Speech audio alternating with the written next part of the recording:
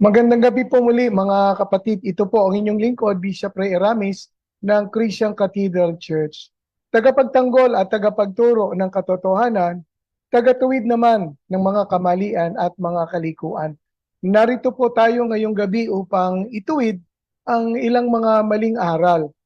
At ang ating pong tema ngayong gabi ay si Yahweh, ang malupit at ang masamang Diyos. Now, Jesus is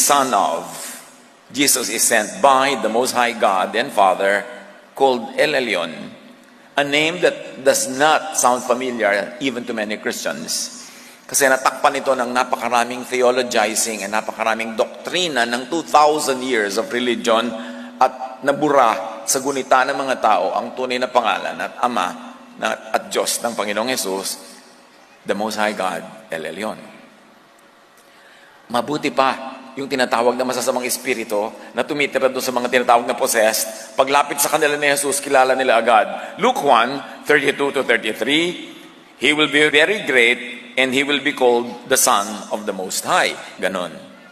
Kaya ina-encourage ko na magbasa tayo, especially ng Old Testament, in the original Hebrew. But because we cannot read it in its entirety in Hebrew, read the Names of God Bible version, where the names of God are not translated into the English God, kundi sinasabi talaga kung Elyon yan, kung El yan, kung Elohim. Why am I going through this laborious issue of the name? Because it is central to understanding the message of the story. Si Yahweh rin po ay si El Elyon. Maliwanag na sinasabi po rito, ang ibig sabihin ng Elyon sa Hebrew word ay Most High. Pag sinama yung El, kinumbay sa Most High, okay, El Elyon, ang ibig sabihin ay God Most High. May mga ngaral na sinasabi magkaiba raw si Elyon at magkaiba raw si Yahweh. Now, mga kapatid, si Elyon at si Yahweh ay hindi two different person. They are one and the same person, one and the same God. Kung paano si I am ay si Yahweh si I am, si Yahweh ay si El Elyon, si El Elyon din po ay si Yahweh. Ito po, Psalms 97 verse 9. For thou, O Lord, Yahweh, sa Hebrew word, art high, Elyon, above all the earth. And then Genesis 14:22, ito po, napakalinaw lalo. And Abraham said to the king of Sodom, I raise now my hand and solemnly swear to the Lord. Ano raw ang Lord po doon? Yahweh. Tapos si Yahweh ay the Most High God. El Elyon, the possessor of heaven and earth. Kaya dito lang po maliwanag na Genesis 14:22 na si Yahweh ay si El Elyon at si El Elyon ay si Yahweh. For the Lord, Yahweh, sabi rito, Most High, Elyon, is terrible. He is great king over all the earth. Bakit po natin ginagamit itong English? Kasi po sa Tagalog, hindi natin makikita yung word na Lord doon na in capital letter at si Elyon. Another one. For the Lord Yahweh, ano sabi doon? Most High, Elyon is terrible. Again, pag sinabi ni Jesus na I am the light, may tinutukoy siya na hindi light, kundi darkness. Pag sinabi ni Jesus at I am the way, may tinutukoy siyang wrong way. Pag sinabi niya, I am the truth, meron siyang tinutukoy na false or falsehood. Pag sinabi niya, I am the Savior, ibig sabihin, yung pinaniniwalaan yung Savior, hindi yon. Pag sinabi niya, I am the good shepherd, meron siyang tinutukoy na bad shepherd or not a shepherd or a false shepherd. The sentences, the statements of Jesus were not given in a vacuum. Lagi siyang merong reaction to a prevailing and a prevalent thought na kinokorek niya. Ba't ba ipinadala si Jesus? Para lang ituloy ang mga nangyayari sa Israel o para ito baguhin? Bakit pa siya ipinadala? Nagbuwis pa siya ng kanyang buhay para lang ba susugan? Para lang ba i-emphasize at ituloy ang mga katuruan ng mga religious leaders noon? O para banggain yun at ibahin? Isinugo si Jesus bilang liwanag as answer to darkness. Isinugo si Jesus para ituwid ang liko, itama ang mali, liwanagan ang madilim. Merong object, may subject ang mga katuroan ni Jesus. Usually, it is a reaction to a false teaching that was prevalent and ruling over the lives of the people. Kaya pag sinabi niyang, I am the light, may the pa, the light. Ibig sabihin, meron diyang hindi light. Akala nyo lang light siya. Kumusta ba ang Israel bago dumating si Jesus? Amos 5:18, kahabag-habag kayo na naghihintay sa pagdating ng araw ni Yahweh. At ang araw ni Yahweh, don't mistake it for araw ni Jesus. Magkaiba yun. Kahabag-habag kayo na naghihintay sa pagdating ng araw ni Yahweh. Yon ang magiging araw ng kadiliman, hindi ng kaliwanagan. So as you can see here, kita-kita agad yung contrast. Jesus comes as light, and Amos tells us that ang araw ni Yahweh is a darkness, kadiliman, hindi kaliwanagan. Zephaniah 1:14-15, malapit na ang araw ni Yahweh, iyon ay araw ng poot, ligalig at dalamhati, araw ng pagkasira at pagkawasak, araw ng kadiliman at kalungkutan, araw ng maitim at makapal na ulap. Then Jesus comes declaring peace, love, rest. Ibang-iba. 2 Samuel 22:12, He, meaning Yahweh, surrounded Himself with darkness. Psalm 97:1-2, Yahweh rules, darkness surrounds Him. Kaya pag sinasabi ni Jesus, I am the light of the world, this is in contrast to the object of His teaching, which is darkness. See the opposite. Elyon, God the Most High, is light, as Jesus is light. Matthew 4:16, ang mga taong nasa kadiliman, and parenthetically, this is mine, sino ang nasa kadiliman nino? Dapat itanong mo yan, kasi sabi ni Jesus, ang mga taong nasa kadiliman ay nakakakita ng maningning na ilaw. Nakakita sila sa wakas, at ito ay si Jesus, ilaw ni Jesus. Sa mga nakatira sa lilim ng kamatayan, lilim nino, ay sumikat ang liwanag ni Jesus na sugo ni El Elyon. The contrast is very clear. So titinan po natin kung ito nga ay may katotohanan gaya ng ipinangangaral ng ibang mga mangangaral. At dahil sa ito po ang ating tema, tingnan muna natin yung naunang heresy na kagaya po na tinatawag na doctrine of Marcionism. Ang paniniwala po sa Marcionism ay ang Old Testament God ay hindi po patuloy-tuloy, pabago-bago siya gumaganti o mapagiganti at siya po ay mamamatay. Kaya ang heresy po ito ay pinromote ni Marcion ng Sinope sa Turkey. Pagkatapos po ay dinala niya ito sa Rome ng about 2nd century. At sa teaching pong ito sa Marcionism ay kasama po ng Gnosticism na si Kristo hindi naging literal na katawan. So itong Marcionism ay mayroong kasamang Gnostic teachings na kung saan si Christ walang burial, walang resurrection, kasi walang death, kasi wala naman siyang katawang physical. Itong Marcion belief ay kinundi na nung kanyang kapanahunan, ngunit kahit sabihin natin ito po ay kinundi na, pero hanggang ngayon po ang espiritu ng Marcionism ay buhay na buhay sa panahong ito at pinangangaral ng ibang mga tagapagturo. So sa ating lesson ngayong gabi ito, ididibang po natin na si Yahweh nga ba ay napakasama. At ang atake po kasi ay kay Yahweh, ang Diyos ng Israel. Tingnan muna natin sino si Yahweh. Si Yahweh po ang national name ng God of Israel. So ibig sabihin, pag sinabi mong Yahweh, kinikilala po ito ng bansang Israel. So pag sinabi mong si Yahweh ay masama, aba paraw kayo naghahanap ng babag o away. Sapagkat ang binabangga natin ay ang Diyos ng bansang Israel. So, hindi naman po sino Yahweh ang national God ng Israel. Ito rin po ay personal name at sagradong pangalan ng Diyos ng bansang Israel.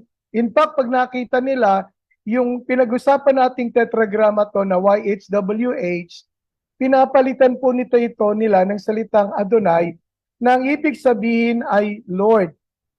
So, kaya ganun ang kanilang ginagawa sapagkat very sacred po sa kanila ang pangalang YHWH o tinatawag nating Yahweh. Kaya hindi po nila ito basta binabanggit, pero bumabanggit lang po nito ay ang mga priest sa temple. However, in AD 70, nang mawasak po ang temple, hindi na po ito binabanggit dahil wala nang mga priest na maglilingkod sa temple. Kaya unti-unti yung pangalan ni YHWH na Tetragrammaton na pag binabanggit ay nakalimutan na po. Gaya ng ating pag-aaral nitong nakaraang Lunes na yung Tetragrammaton na YHWH na later naging Jehovah, pero yung word na Jehovah, kalaunan tinanggal na po yon sa English Bible sapagkat natagpuan at natuklasan ng mga scholars, lalo yung mga Hebrew scholars na hindi po Jehovah dapat ang pagkabasa, kundi Yahweh. At alamin natin ngayon, itong si YHWH o si Yahweh, sino siya? Unang-una, si Yahweh po ay siyang si I am. Exodus 3:15 o 3:13 to 15, ito po ang pagkasabi.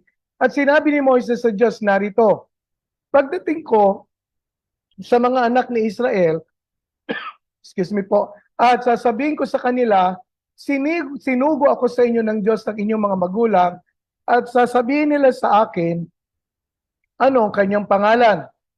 Anong sasabihin ko sa kanila? At sinabi ng Diyos kay Moises, ako yaong, ako nga. At kanyang sinabi, ganito ang sasabihin mo sa mga anak ni Israel, sinugo ako sa inyo ni ako nga. Maliwanag po na ang pangalan na Yahweh, ang ibig po sabihin ay ako nga. Siguro ang tanong, bakit ako nga? I am. Sapagkat ang pangalan po ng God na I am, naghahayag ng kanyang nature and character. Hindi po siya I was, hindi rin po siya I will, He is I am, meaning, ang ating pong Panginoon ay anumang oras, anumang panahon, ay nariyan at handa po tayong tulungan. Verse 15, at sinabi pa ng Diyos kay Moses, ganito ang sasabihin mo sa mga anak ni Israel. Sinugo ako sa inyo ng Panginoon. Yung pong Panginoon doon ay si Yahweh. Ng Diyos, ang Diyos naman doon ay si Elohe, ng inyong mga magulang, ng Diyos ni Abraham, ni Isaac, ni Jacob. Ito ang aking pangalan magpakailanman at ito ang aking pinakaalala sa lahat ng mga lahi. Ano raw ang pangalan? Ang pangalan po ay YHWH. And you may ask me, bakit wala? Sa salin po sa English at saka sa Tagalog, wala.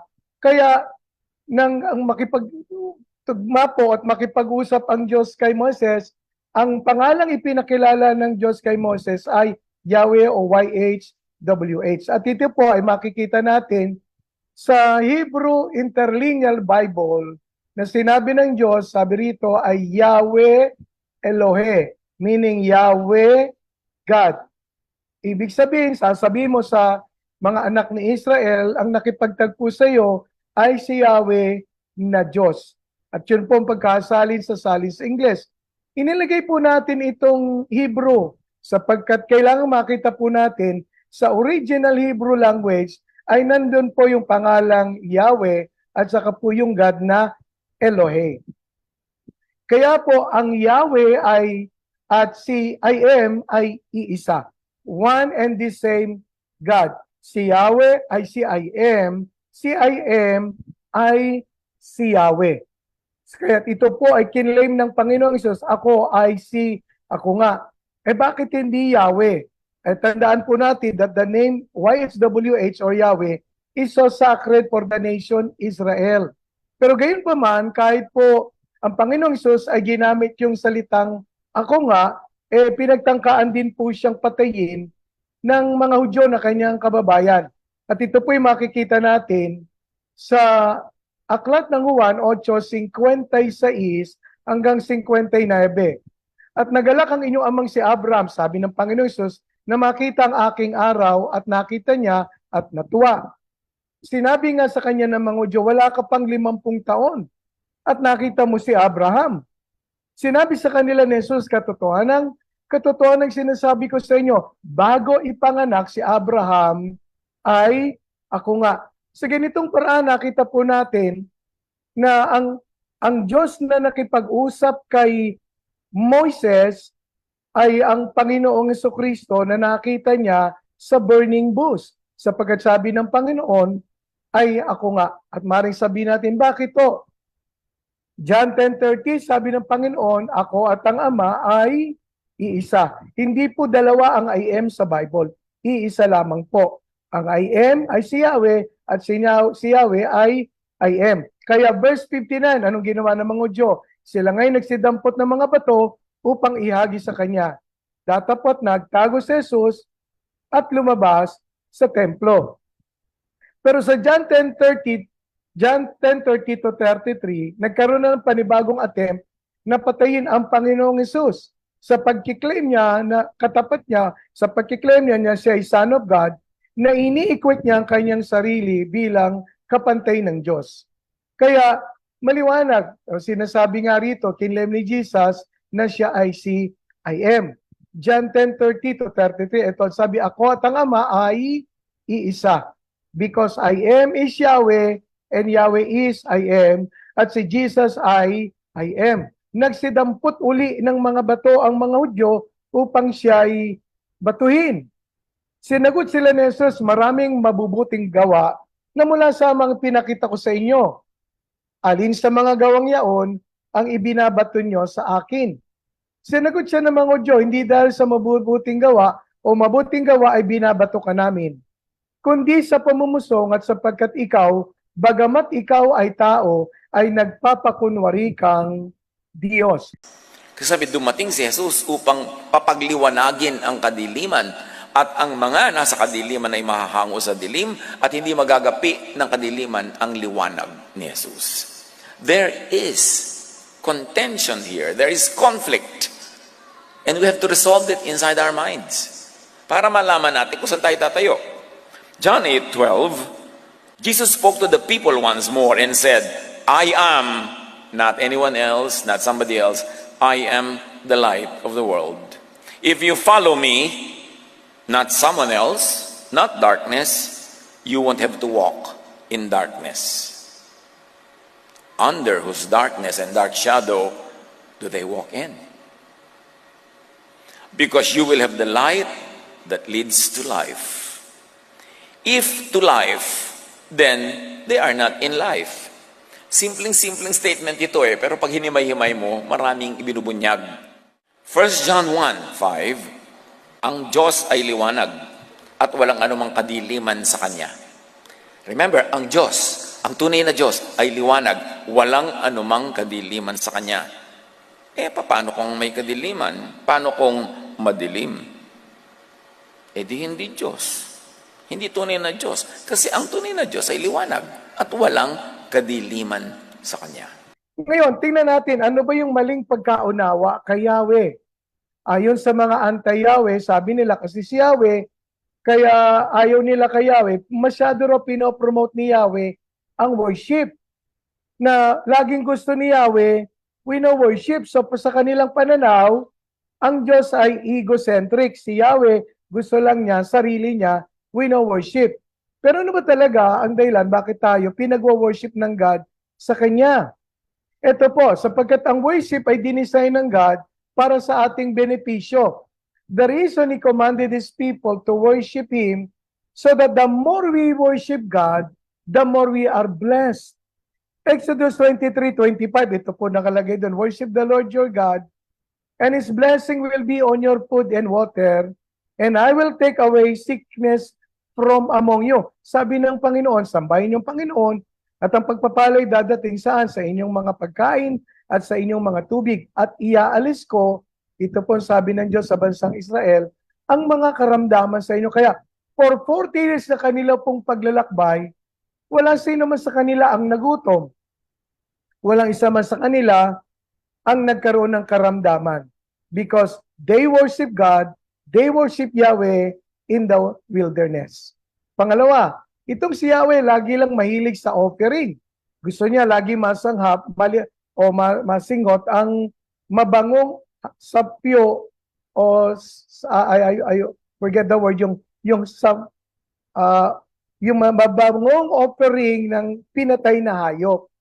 Ang sagot po natin na yung offering ay expression ng ating gratitude sa Diyos. Ang ating pong Diyos ay worthy to receive honor and praises from His people because everything we possess today are all from God.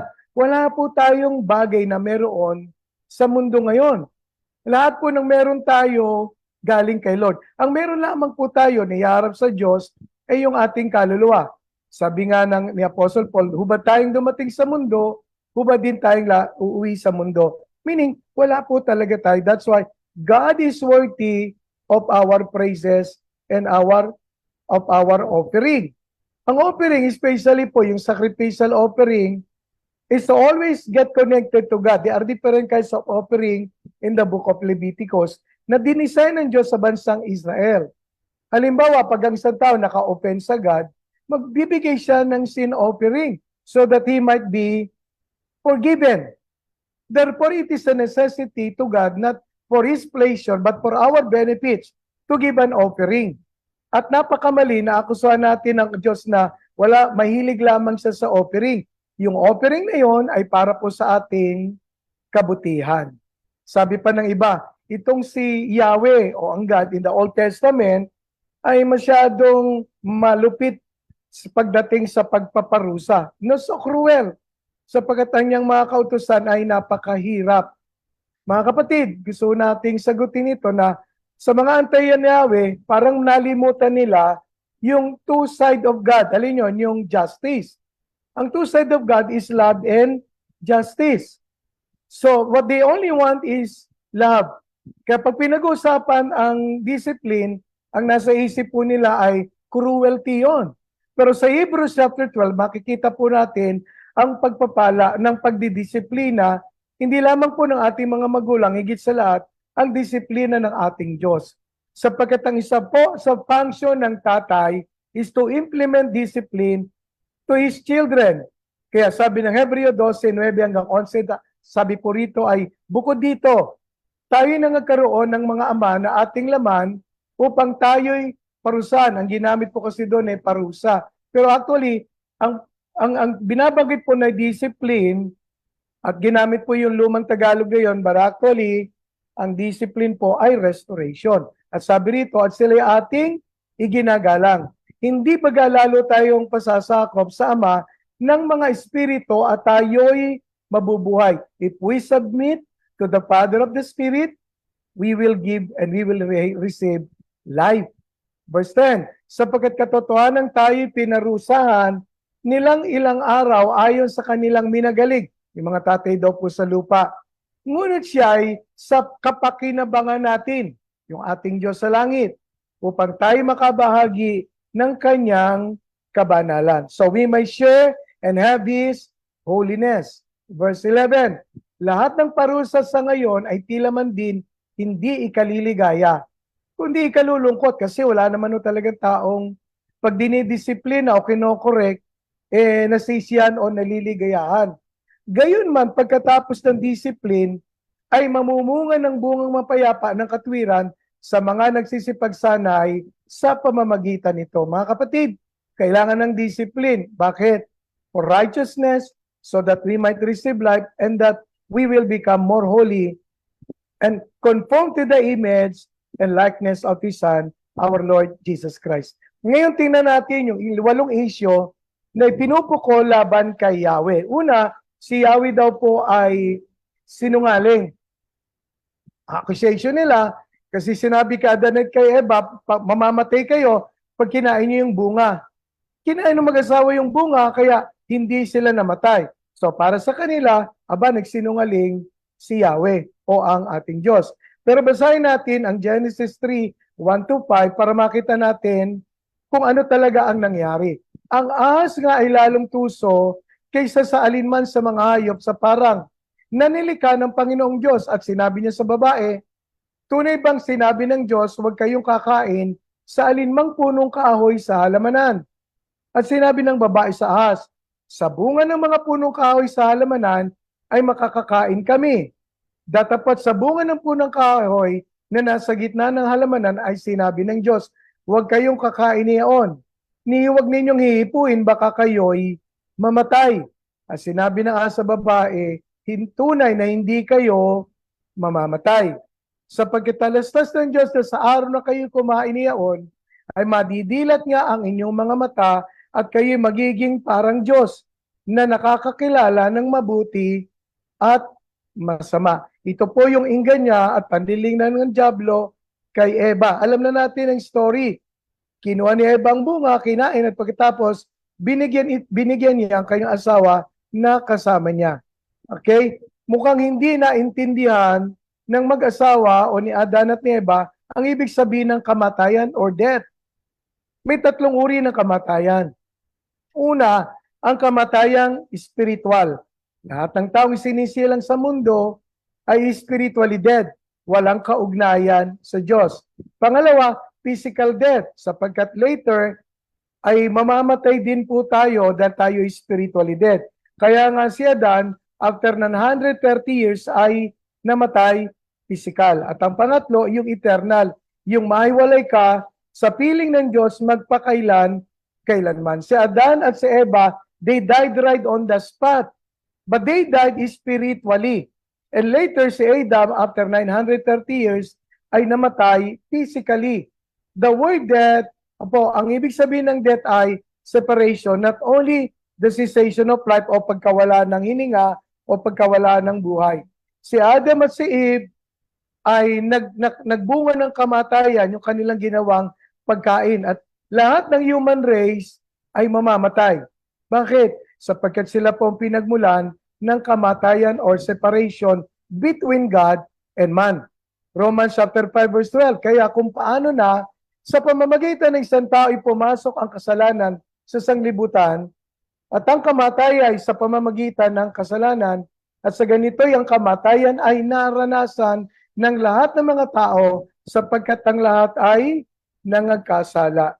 So maliwanag po mga kapatid, because of the sin of Adam and Eve, they died spiritually at dahil doon lahat ng saling lahi na galing kay Adan at kay Eva ay nakaranas ng kamatayang spiritual. Okay? Si Yahweh ay hindi po nagsinungaling sa kanila. Ang malilang pangunawa ni Adan at ni Eva, ng mga waantay Yahweh, ang nag-akusa na si Yahweh ay sinungaling. Ang ating pong Diyos ay God of truth.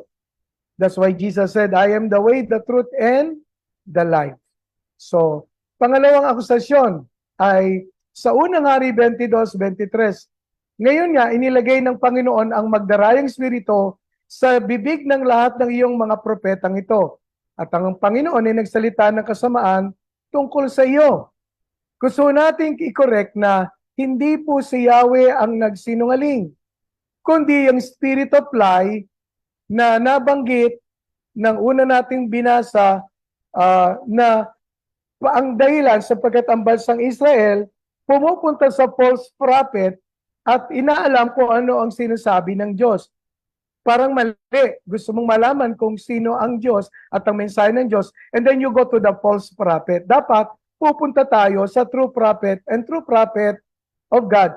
Anong dahilan? Bakit ganon? Parang bansang Israel at si King Ahab by the time ay bumagsak sa kamay ng kaaway. Ang verse ay hindi nagsasabi na si Yahweh ang nagsinungaling. Another one is Ezekiel 49. At kung ang propeta ay madaya at magsalita ng isang salita, akong Panginoon ang dumaya sa propetang yaon. Anong propeta yon? Ito po ay false prophet. At aking iunat ang aking kamay sa kanya at papatayin ko siya mula sa gitna ng aking bayang Israel. Bakit? Sapagkat he is speaking a lie, kaya ang parusa ng false prophet is penalty from God. So yung Ezekiel 49 is a judgment against the false prophet. Okay? Whom his people ini-inquire patungkol sa Panginoon. Ang false prophet, ang sabi doon, nalilang o nadaya ng Panginoon. Hindi po ang kanyang bansa at hindi ang kanyang bayan. So para maunawaan nating lubos, basahin natin mula verse 1 to verse 11. Kung kayo po ay nakikinig ngayon at nakikita ito, sulat nyo na lamang po sapagkat may kabaan at doon makikita natin na sa verse of Ezekiel 49, hindi po ang Diyos ang nagsinungaling, kundi ang pagsisinungaling ay ginawa ng mga false prophet para sa destruction ng hari para sa kanyang kawakasan at ng mga bansa na tumalikod sa tunay na Diyos. Pangalawa, si Yahweh daw ho ay murderer, sapagkat si Yahweh nag-utos ng pagpatay o patayin ang isang lahi. Kaya sabi nila, Yahweh is a murderer. At ito'y po'y makikita, sabi nila, sa 1 Samuel 15:3, now go and completely destroys the entire Amalekite nation, men, women, children, babies, cattle, sheep, goats, camels, and donkeys. Parang pag tinignan mo nga, teka, ang Diyos ay nagpapapatay. Anong klaseng Diyos yan?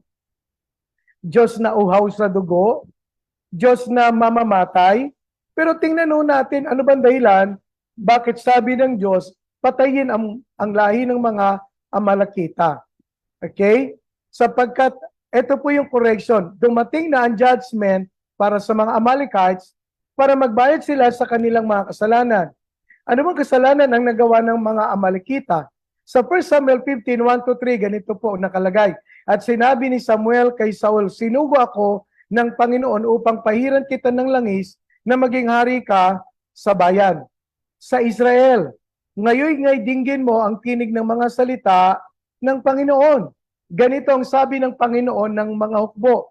Aking tinandaan yung ginawa ng Amalek sa Israel.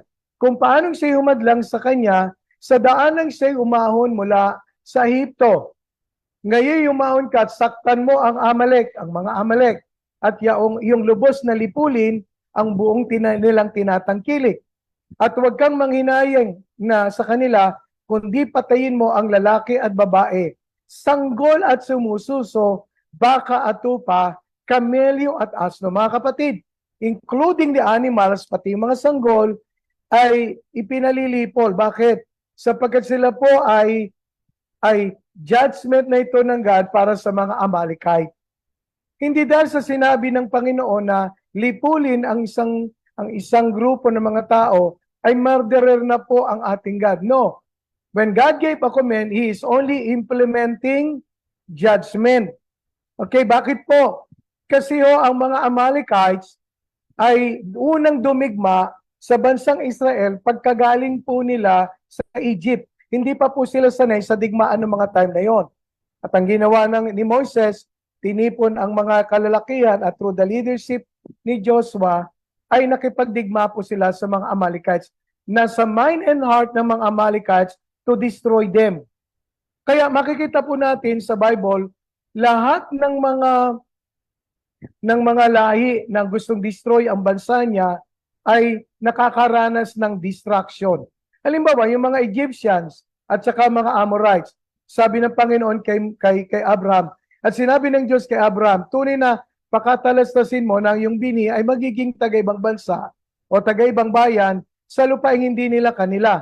At mga glilingkod sila sa mga yaon at pahirap ang 400 taon. God is talking to Abraham na itong bansa na to ay ang mga Egyptiano na nireveal naman ng writer ng Genesis na si Moses. At sabi rin ng verse 14, at yaon namang bansang kanilang paglilingkuran ay aking hatulan. There will be judgment. At pagkatapos ay aalis silang may malaking pag-aari. Datapot ikaw ay payapang pa sa iyong mga magulang at ikaw ay malilibing sa mabuting katandaan. Ito pong promise ng God kay Abraham.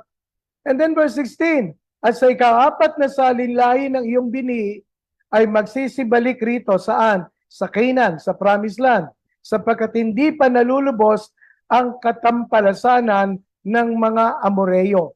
So, ang mga Amorites, sabi rito, hindi pa hinog yung kanilang kasalanan.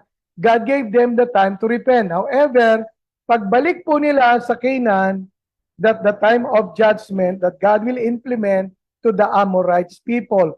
Because Amorites, they worship the idols and they love sacrificing children to their God. Okay, killing people in the name of the Lord. Sabi pa nila, si Yahweh mamamatay. Kasi pinapapatay niya yung mga tao, di lang pinapapatay, ginagamit pa ang pangalan ng Panginoon.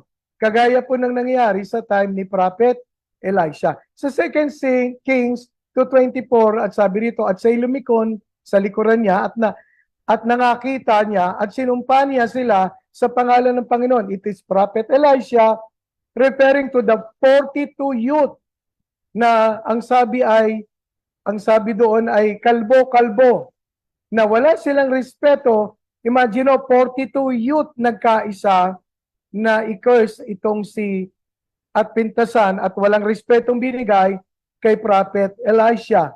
At pagkatapos dito, at do'y lumabas ang dalawang osong babae sa gubat. At lumapa ng 42 bata. Yung pagkabanggit po dong bata, hindi po ito bata, mga kabataan po ito. Hindi po ito children. Ito po'y alam na kanilang ginagawa. And so ano nangyari? Yung pong pagkamatay ng mga kabataan na to, hindi po ang gadang pumatay, but it says the word spoken through the mouth of the prophet Elijah. So Elijah, he used the name of the Lord para i-invoke yung authority niya as a prophet of God. Being the prophet of God, he deserved respect rather than mock, scorn, or scoff, o yung pagtawanan, o yung insultuhin. So, pag ininsulto mo, ang man of God, you are also insulting the Lord. So, when you destroy the nation Israel, you're also destroyed the people of God, and so you're affecting God Himself. Kaya nga, dito makikita natin, hindi ang Diyos ang nag-destroy, but they were being destroyed because of what they did through the scoffing na ginawa nila kay Prophet Elisha. So, ang story, namatay yung mga kabataan. God is not the author of death. He's the author of both life and death. Let me say this, let me correct myself. God is the author of life and death. Ang Diyos po ang author ng life and death. So kapag ang Diyos ay nag-utos ng pagpatay, it doesn't mean He is a murderer. But He is only executing what?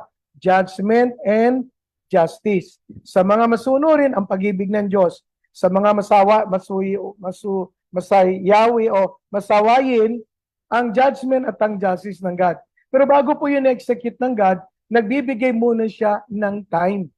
Hindi po ang Diyos ay biglang nagbibigay ng judgment. Ang Diyos po natin is a fair judge na nagko-correct ng mga tao. Pag hindi ma-correct, and then God will give the judgment.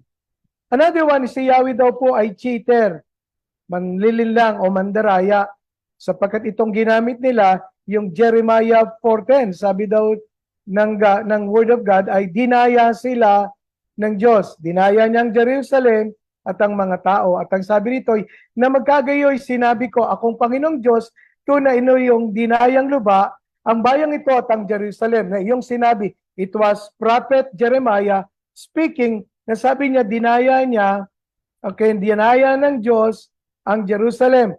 Kaya yung mga karoon ng kapayapaan, gayon man ang tabak ay tumatalab sa buhay. In other words, God made a promise, peace and prosperity. However, bakit tabak o sword ang darating? Gusto ko ituwid ang Diyos nangako sa bansang Israel ng peace and prosperity at ng blessing. However, yung kanila pong pagtalikod sa Diyos, yung apostasy nila, yun ang dahilan bakit tabak ang darating. Reading from chapter 1 to chapter 4, okay?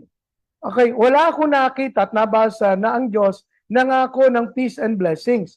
Kundi nirebuke niya ang mga tao sa Juda o sa Jerusalem dahil sa kanilang mga unfaithfulness kay Yahweh o sa Diyos. God never told them that there will be peace, but God rather through the prophet Jeremiah, there will be a coming war and there will be a coming destruction. To say that God deceived them has nothing to do with the deception or cheating of God.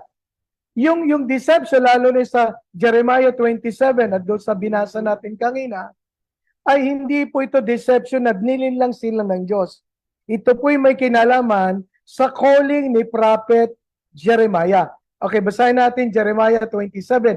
O Panginoon, ako'y iyong hinikayat. So, the right translation o word ay hinikayat. Sa English, ang pagkasalin ay deceived. At ako'y nahikayat, I was deceived. Ikaw ay lalong malakas kaysa akin at nanaig ka. Ako'y naging katawanan ng lahat bawat araw. At ako'y tinutuya. About isa ay tumutuya sa akin. Bakit?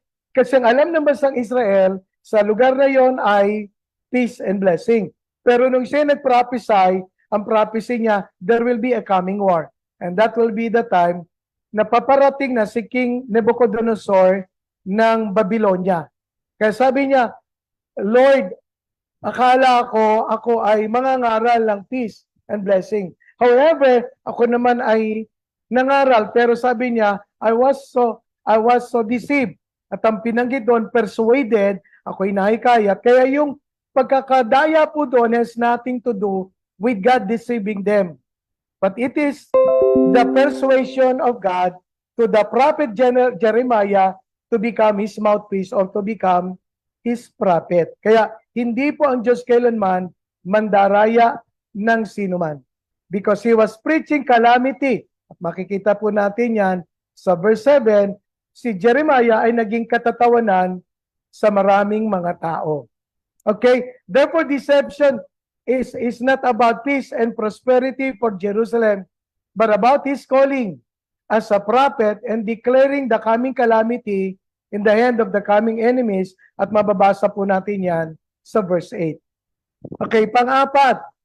Sabi rito, si Yahweh hindi omniscient. Di niya alam kasi lahat ng bagay. Kasi pag sinabi nating omniscient, di dapat alam niya.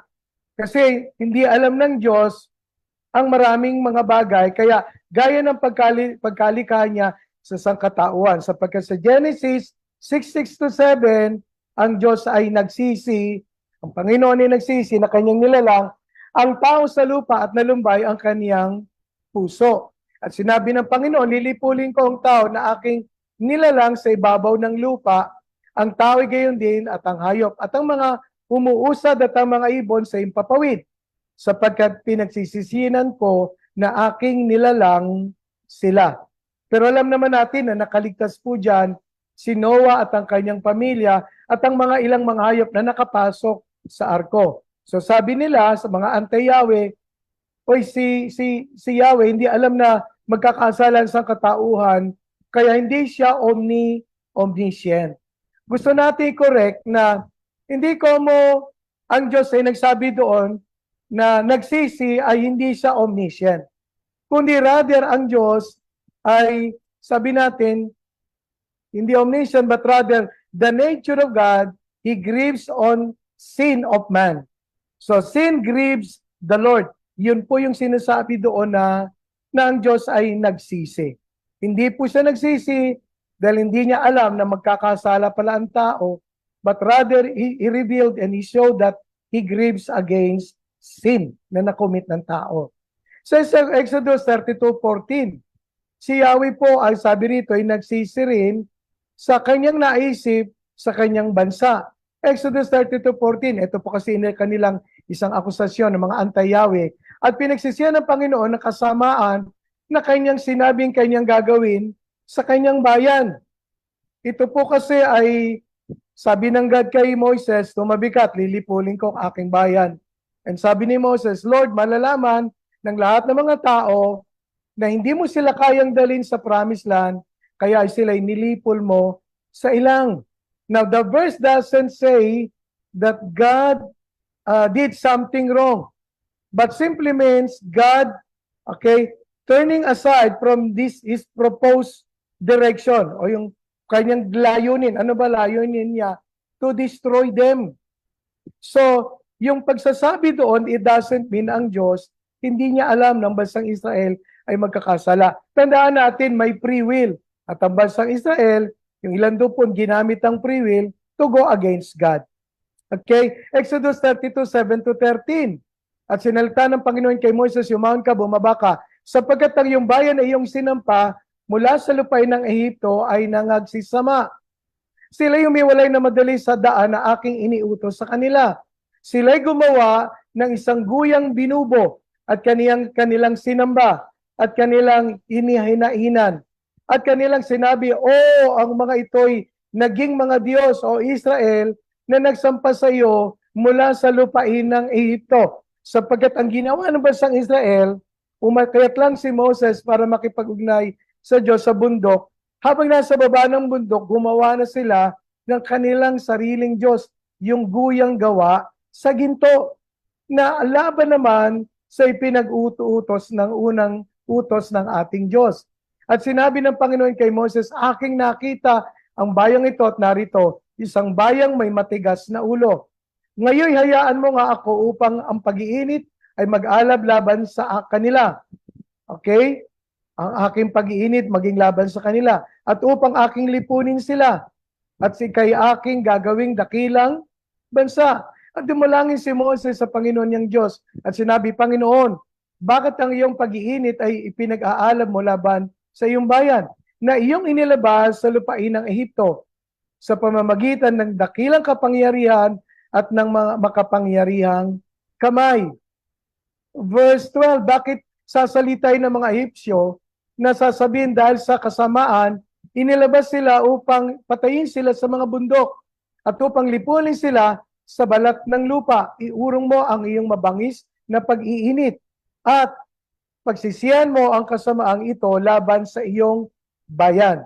And then verse 13, alalahanin mo si Abraham, si Isaac at si Israel na iyong mga lingkod, na silang iyong mga sinumpaan sa iyong sarili at mga pinagsabihan. Aking pararamin ang iyong bini na gaya ng mga bituin sa langit. At lahat ng lupaing ito na aking sinalita ay aking ibibigay sa iyong bini o sa inyong bini at kanilang mamanahin magpakailanman. So Moses reminded of the Lord ng kanyang promise. Hindi naman nangangulugan na ang Diyos ay hindi omniscient, kundi pinakita rito how God sa kabila ng kasalanan at kasamaan ng tao ay nandoon yung habag at awa ng ating Panginoon, na ang kanyang layunin ay lipulin sila. But we thank God because of the grace of the Lord and His mercy. God, our God is merciful, slow in anger, pero nasagad po ang ating Panginoon sa kanilang ginawang guya na ginto. Kaya ang Word of God attested that God is omniscient because He knew everything and He knows the past, present, and future. Ayon sa 1 John 3:20, sapagkat kung inatulan tayo ng Diyos, ng ating puso, ang Diyos ay lalong dakila kaysa ating puso at nalalaman niya ang lahat ng mga bagay. Our God is an omniscient God. Now, at panlima, si Yahweh daw ay hindi omnipotent o all-powerful. Sapagkat sa 1 Samuel 4:10-11, nadipit ang bansang Israel at natangay ang Ark of Covenant. Sabi rito, at ang mga Pilisteo ay nagsilaban at ang Israel ay nasaktan. At tumakas ang bawat isa sa kanila sa kaniyang tolda at nagkaroon ng malaking patayan. Sapagkat nabuwal ang Israel, sa Israel ay nabuwal ay 30,000 lalaking lakad o lumalakad. 30,000 men. At sabi rito, at ang kahon at kaba ng Diyos ay kinuha at ang dalawang anak ni Eli, si Opni at si Pineas, ay pinatay. Now, nais natin i-correct na ang kamatayan o pagkatalo ng bansang Israel ay hindi dahil sa ang Diyos ay omnipotent, but rather the judgment of God sa kalagayan ng mga Israelitang tumalikod sa Panginoon at ang mga anak ni Priest Eli na tumalikod sa Panginoon, si Opni at saka po si Pinehas o Pinehas na nagkasala laban sa Diyos. It is a judgment for them. But doesn't mean na ang Diyos ay hindi omnipotent. Ang Diyos ay still omnipotent, all-powerful. Sa 1 Samuel 7:3-6 naman, tinawag ni Prophet Samuel, upang ang bansang Israel ay magsisi sa kanilang mga kasalanan sa pagsamba sa ibang mga Diyos. At ito po'y makikita natin sa 1 Samuel 7:3-6. Now, you can write this down and you can see ng Diyos ay pinagsisisi ang bansang Israel sa kanilang ginawang Israel through the prophet, let me say this, Samuel. Panlima, si Yahweh raw ay hindi omnipresent. Bakit? Ang akusasyon nila, hindi omnipresent o hindi sa lahat ng dako, nandun ang Diyos. Genesis 3:5-9, sapagkat talastas ng Diyos, sapag kayo kumain, kayo ay mamamatay. At sabi rito, at kayo magiging parang Diyos na mabubuksan ang inyong mga mata. Ito po yung sinabi ng Diyos kay Adan at saka kay Eva. Kaya nang makita ni Eva na nakalulugod ang bunga, pumitas siya at kinain at binigyan ang kanyang asawa. At nadilat kapwa ang kanilang mga mata. At sila'y tumahi ng dahon na puno ng igos at kanilang ginawang pantapi. So, ibig ko po sabihin at narinig nila ang tinig ng Panginoon na lumalakad at nagtago yung dalawa. Kaya sabi ng Panginoon, nasaan kayo? Ba hindi daw alam ng Diyos kung nasaan, mga kapatid? Let me tell you the truth, alam po ito ng Diyos bilang all-knowing God. Okay? At ganon din po ang sinabi daw ng Diyos sa Sodom and Gomorrah, bumaba ang Panginoon upang malaman niya ang kasalanan na napakaluba ng Sodom and Gomorrah. Okay? Kaya sabi doon, bababa ako upang malaman ang sigaw ng mga nandoon na dumarating sa akin upang aking malaman. Mga kapatid, si Yahweh ay nasaan kung saan mayroong tao at kung saan mayroong mga nilalang ang Diyos. Okay? Kasi sabi ng iba, si Yahweh, ang Diyos, hindi nasa lahat ng dako. Let me say this, kung saan naroon ng tao, nandun po ang ating Panginoon. Gayunman, ang nais natin i-correct, sabi rito ay, saan ako paparoon mula sa Espiritu, sabi ni David.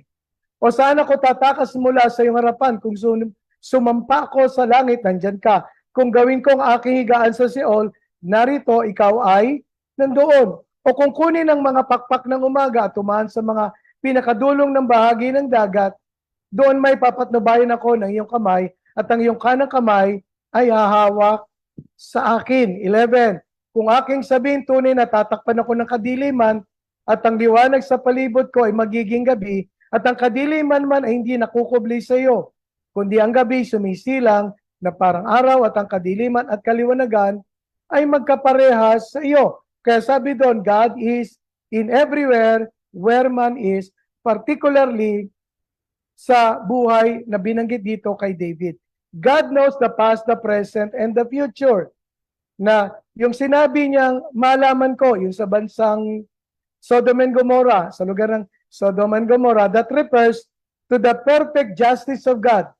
That none would say God is not fair and so insensitive. Kagaya ng gagawin po ng Diyos sa Judgment Day.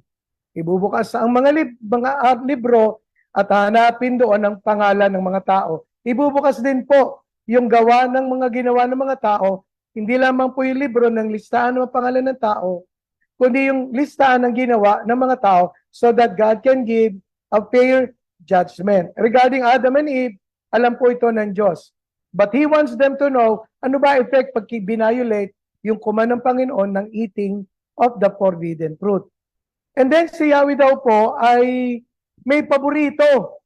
Sa Genesis 4:5-8, kinamuhian ng Diyos yung offering ni Cain, pero tinanggap yung kay Abel.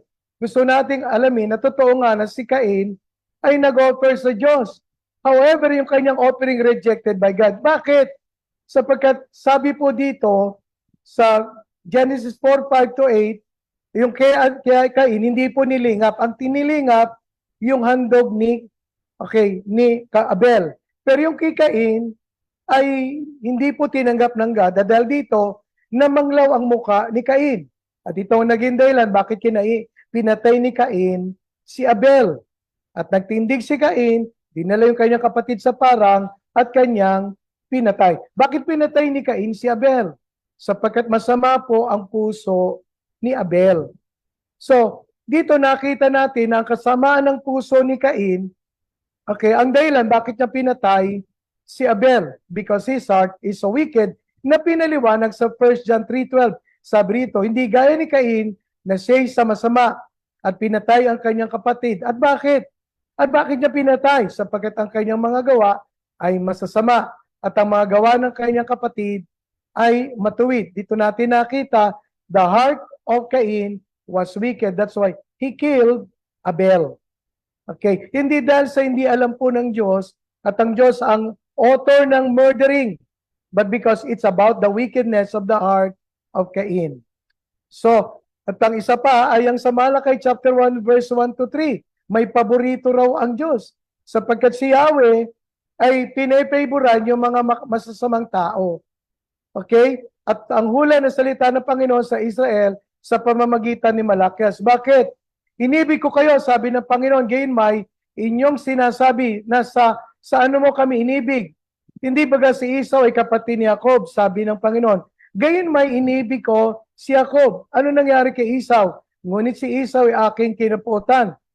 Ginawa ko ang kanyang mga bundok na siyang kasiraan at ibinigay ko ang kanyang mga mana sa mga tsakal sa ilang. Alam naman po natin kung ano nangyari kay Esau. Ibinagbili niya ang kanyang birthright sa kanyang isang mangkok na buto. At ito po ibinigay niya, binenta niya kay Jacob. At dahil po doon, yung birthright na para kay Esau ay napunta po sa kay Jacob. So si Jacob po, ang sabi rito, ay inibig at tinanggap ng ating Panginoon. Isa po sa kanila pang sinasabing ng mga anti-Yahweh, si David daw ay nakakommit ng adultery at murder. Pagkatapos sinabi pa siyang God, a man after God's own heart. Hindi yata nila napansin na si David ay pagkatapos na mag-commit ng murder ay nagrepent. At mula doon, tinalagay niya ang kanyang sarili sa Diyos at hindi na po nagkasala. So kaya kung sasabing pinili ng Diyos si David at tinawag pag man after God's own heart, dito natin nakita na si David ay humingi ng tawad sa Diyos. At fully, ang kanyang buong buhay ay ipinagubilin sa Lord.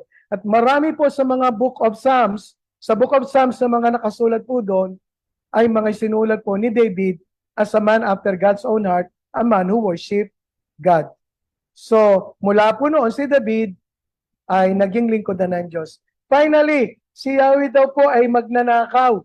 Sa John chapter 10 verse 10, na to steal, to kill, and to destroy, si Yahweh daw po yun at si father of lies. Ito po ay ayon sa mga anti-Yahweh na hindi pala si Satan ang magnanakaw, kundi si Satan. Hindi po pala si Satan ang magnanakaw, kundi si Yahweh.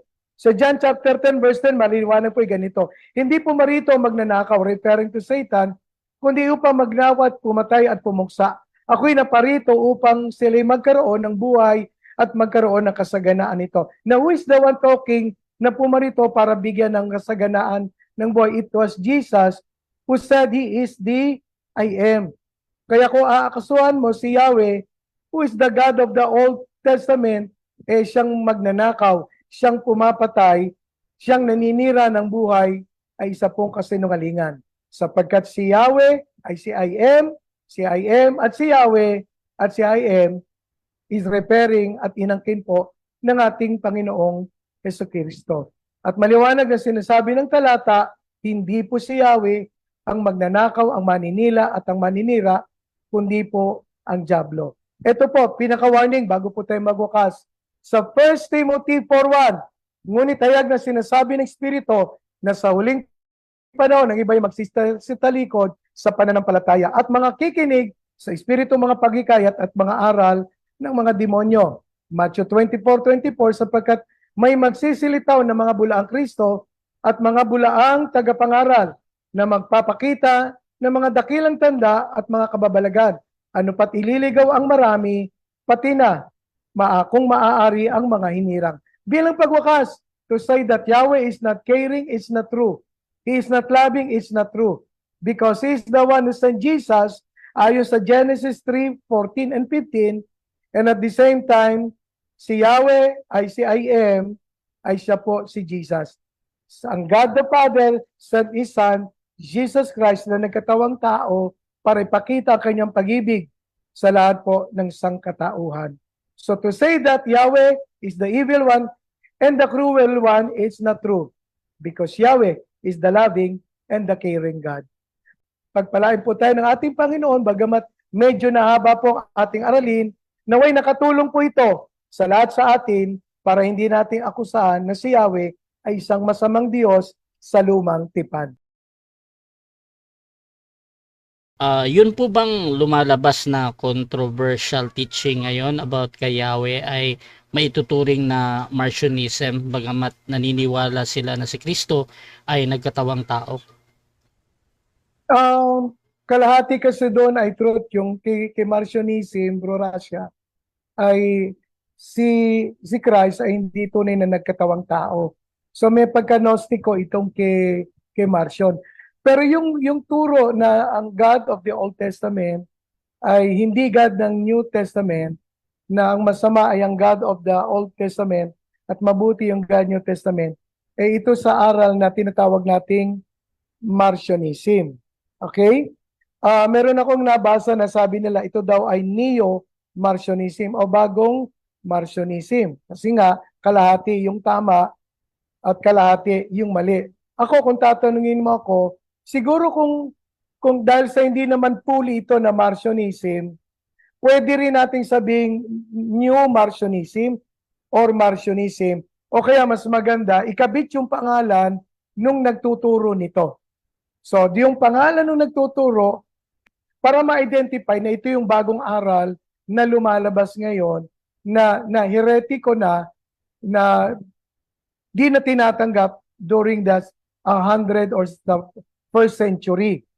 So, siguro ganito bro, hintayin muna natin na yung nagtuturo na ito ng mali, makapag-repent, makapagbago. Baka meron pa siyang time na mag-repent o maayos yung aral niya. Ngayon, pag talagang hindi na siya nagbago, at saka sinabi niya, hindi talaga yung sinasabi ng Bible, pwede na siyang i-declare na actually heresy nga talaga yung teachings na yon.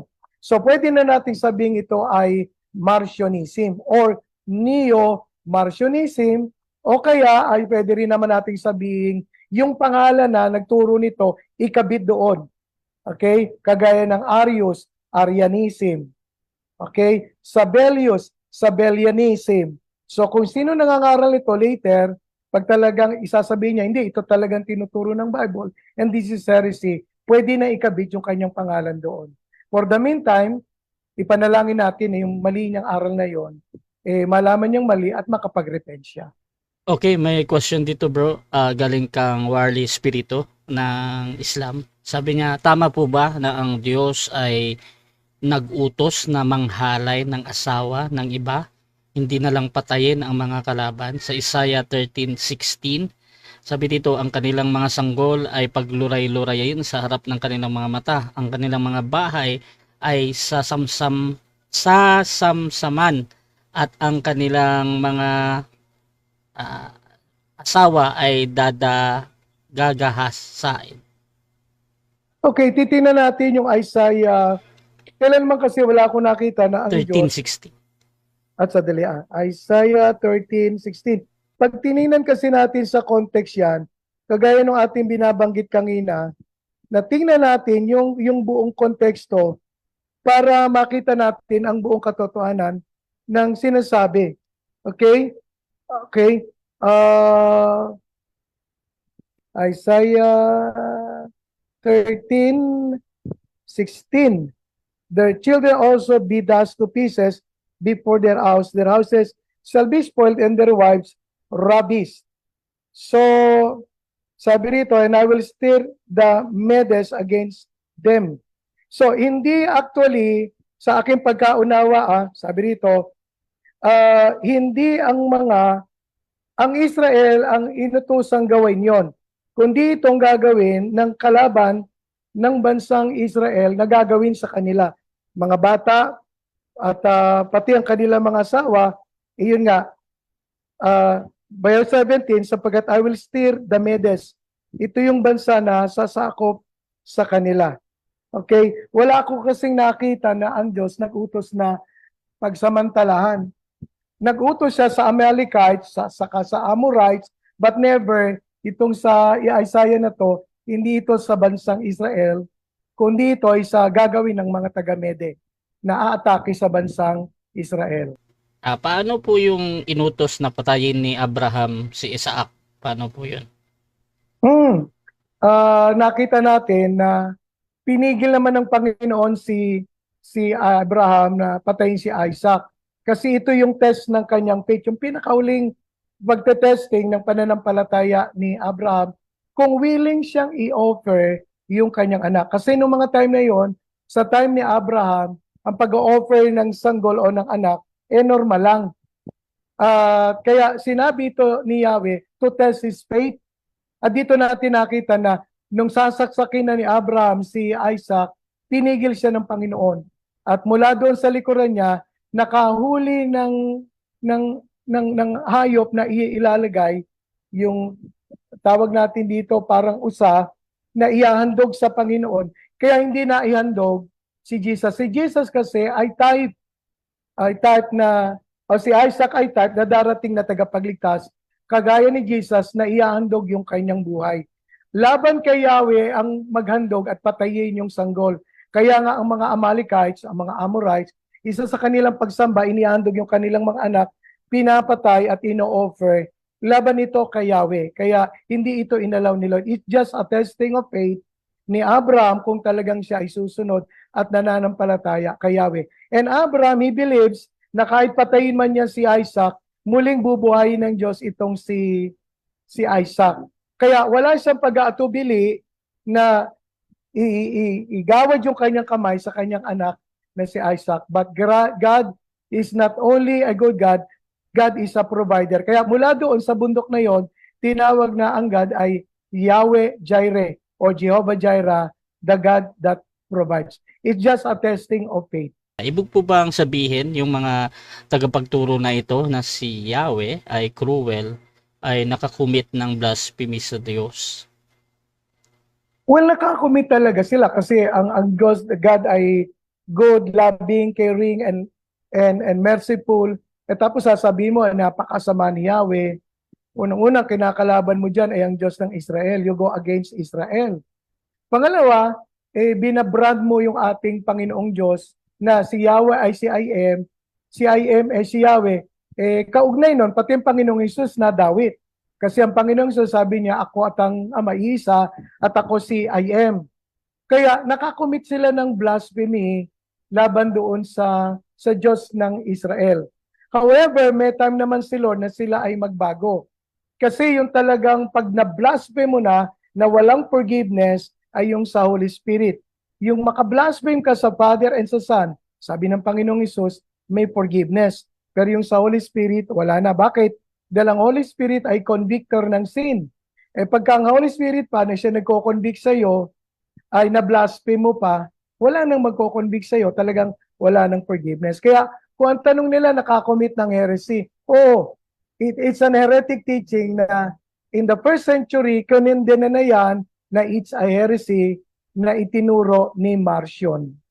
So yun natin sagot, bro. Patungkol ito kay Adam and Eve na tila ba sinasabi nila na alam na ng Diyos na yung gagawin ni Adam and Eve at alam din niya yung capacity ng tao ba na talagang kakain si Eva ng prutas na yon.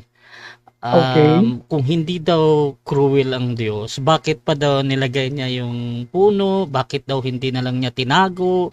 Or bakit daw hindi niya nilagay sa isang lugar na hindi kayang abutin nila Adam and Eve? At saka meron pa daw yung nilagyan pa daw ng Diyos ng ahas. So parang nilalaro niya yung tao na alam niya na hindi kaya ba? Parang ganun daw. Okay, una-unahin natin yung mga nabanggit mong issue. Una-una, hindi ang Diyos ang naglagay ng ahas or ni Satan doon sa Garden of Eden. Okay? Pumasok lang sa eksena si Satan at ang ginamit niya ay yung ahas because ang ahas, hindi lang siya beautiful but also the smartest animal that God created. Now regarding kay Adan at kay Eva, una, nais ko sabihin, hindi naman nakikipaglaro ang Diyos kay Adan at kay Eva. Ginawa ng Diyos si Adan at si Eva na mayroong free will o moral choice. At yung testing nung nilagay na puno doon, bakit inilagay yung puno? Kasi gustong itest ng God na inilagay na free will sa tao if they are going to submit and to obey the command of the Lord. At tama ka, bakit hindi na lang itinago ng Diyos? Kung itinago ng Diyos, hindi naman matetest kung magiging obedient itong si Adan at saka si Eva. Ngayon, out of the love of God, na alam naman ng Diyos na magkakasala si Adan at si Eva, pero pinrovide na ni Lord yung salvation. Sa Genesis 3:15, sabi ng God kay Adan at kay Eva, that there will be the seed of the woman, and that's referring to Jesus Christ. Yung preparation ng God kay Adan at kay Eva, ang ating salvation ay before the foundation of the world. Yun ang pagkabanggit ng banal na kasulatan, na bago pa gawain ng Diyos ang tao, naka-ready na yung plano ng Diyos ng pagliligtas. Sapagkat sa karunungan at kaalaman ng Diyos, because He is omniscient, kaya bago palikay ng tao, nandun na yung salvation natin before the foundation of the world. Ngayon, kung tatanungin natin, bakit parang nilaro? I could say, wala namang nakalagay sa banal na kasulatan na nilaro sila ng Diyos. Kundi ang pagkabanggit doon ng Diyos, huwag kayong kakain because on the day you eat the fruit, you're going to die. Bakit? Sapagkat dalawang puno ito, yung tree of the knowledge of good and evil at saka yung tree of life. Ang una dapat kasi nilang nakain ay tree of life. However, ang nauna nilang nakain yung tree of knowledge of good and evil. Kailangan kasi yon na yung knowledge of good and evil para sa darating na time na ihatulan natin ng tao ang mga anghel. Yung mga anghel na nagkasala. However, ang nakain nila ay yung pagbunga nga na yon na pagkain ng masama at mabuti, dapat ang unang nakain nila yung tree of life. Kaya sabi ni Lord, kailangan silang paalisin sa garden, baka iunat ang kamay at makain nila ang tree of life, and forever they're not going to die. So yung pagsasabi na nilalaro, hindi po. Ay binigyan ng Diyos ang tao ng free will. Kaya doon sa free will ng tao, nalinlang siya at ang nakain niya ay yung ipinagbabawal. And we thank God kasi sa kabila ng ang tao ay nagkasala, provided na yung paraan at yung salvation ng ating God.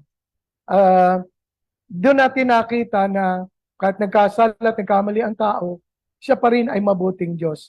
Oo, alam ng Diyos, but He provided the way for the human race. Okay, siguro last question, bro.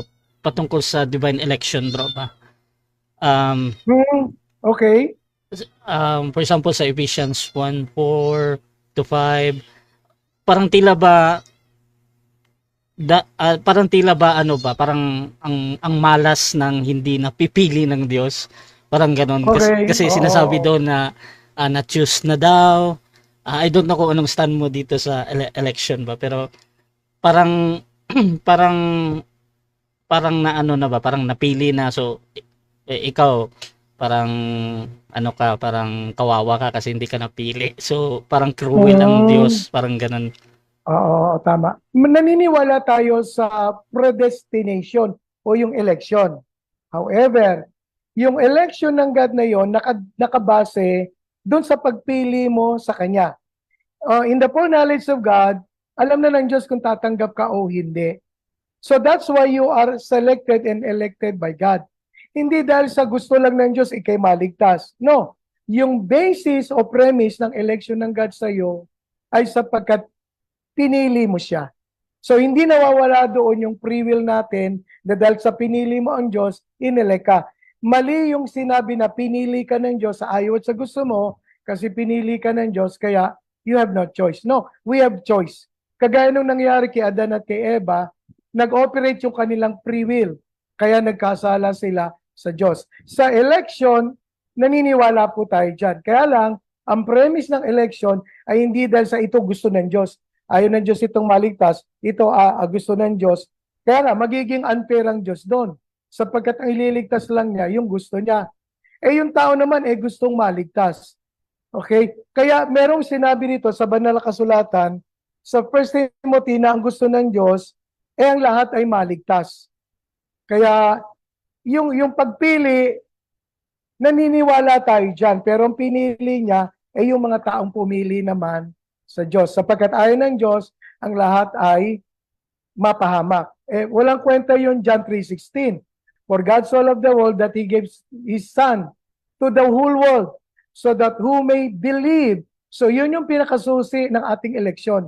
We believe, that's why we've been elected by God, based on his foreknowledge. Kaya pag tinignan natin yung step na yan foreknowledge, predestination, and then justification, and then glorification. So hindi pwedeng mauna yung predestination na wala mo ng foreknowledge na pinili natin ang ating Panginoon. So, yun yung ating stand, bro. Last statement na lang, bro. Mga kapatid, ang ating Diyos ay Diyos na mahabagin at maawain. In fact, ang Diyos na yan, na si Yahweh, ay nagpakita kay Moises na nakita yung kanyang likuran, binanggit doon ay ang Diyos na mahabagin, maawain, mapagpatawad.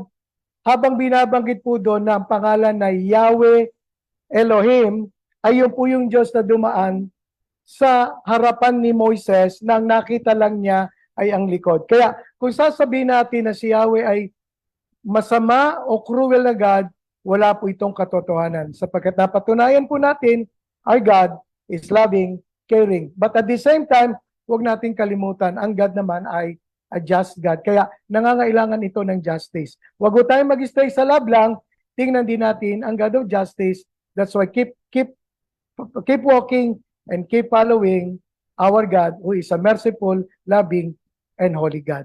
Magandang gabi po sa ating lahat. Pagpalain po tayo ng ating Panginoon.